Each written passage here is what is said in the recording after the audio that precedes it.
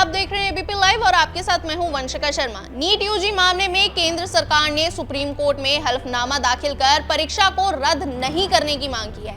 इसको लेकर केंद्र सरकार ने कुछ तारों और तथ्यों को रखा है। केंद्र सरकार का कहना है कि अगर किसी भी तरह से पेपर के साथ छेड़खानी की गई है तो ऐसे लोगों के खिलाफ कड़ी से कड़ी कार्रवाई की जाएगी। केंद्र सरकार ने अपने हलफनामे में कहा है कि नीट का इस्तेमाल होने के बाद कुछ गड़बड़ी, धोखाधड़ी, चीटिंग के मामले कथित तौर पर सामने आए हैं।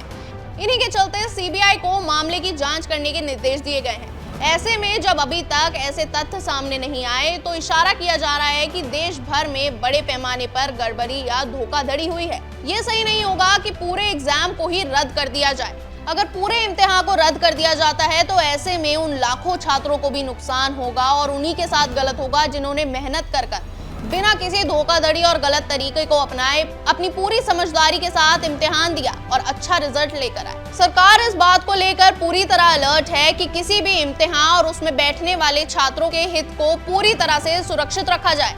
इसी को ध्यान में रखते हुए केंद्र सरकार ने नकल विरोधी कानून भी देश भर में लागू कर दिया है। केंद्र सरकार ने कोर्ट में कहा कि शिक्षा मंत्रालय की ओर से पूर्व इसरो चेयरमैन डायरेक्टर राधाकृष्णन की अध्यक्षता में हाई लेवल कमेटी का गठन हुआ है जो नेशनल टेस्टिंग एजेंसी को और बेहतर बनाने के अलावा एग्जाम को सही तरीके से कंडक्ट कराने की भी एडवाइस करेगी।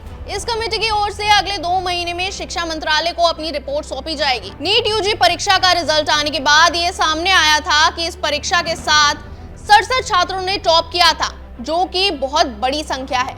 शिक्षा मंत्रालय ने कहा कि ऐसे में जब पहली बार हुआ है जब छात्रों को टोटल नंबर मिले हैं, यानी कि 67 छात्रों को 720 में से 720 अंक मिले हैं। इस रिजल्ट के बाद बड़ी संख्या में छात्रों ने इसके परिणाम का विरोध करते हुए परीक्षा में धांधली की आकांक्षा जताई। इस मामले में छात्रों की तरफ से सुप्रीम कोर्ट में अब तक 24 से ज्यादा याचिकाएं दायर की गई हैं।